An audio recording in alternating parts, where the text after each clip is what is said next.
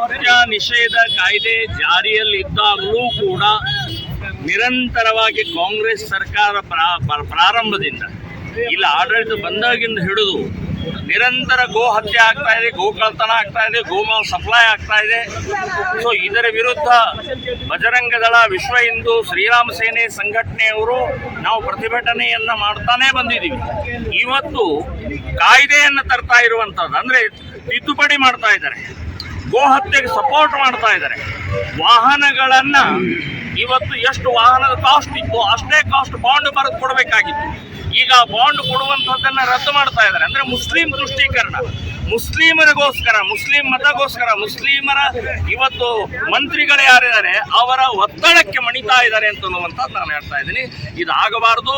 BJP JDS ವಿರೋಧ ಪಕ್ಷದಲ್ಲಿ ಇದ್ದಂಥವರು ಇದು ಬಲವಾಗಿ ವಿರೋಧಿಸಬೇಕು, ಇದನ್ನು ಬೈಕಾಟ್ ಮಾಡಬೇಕು ಅಂತನ್ನುವಂಥದ್ದು ಹೇಳ್ತಾ ಇದ್ದೀನಿ.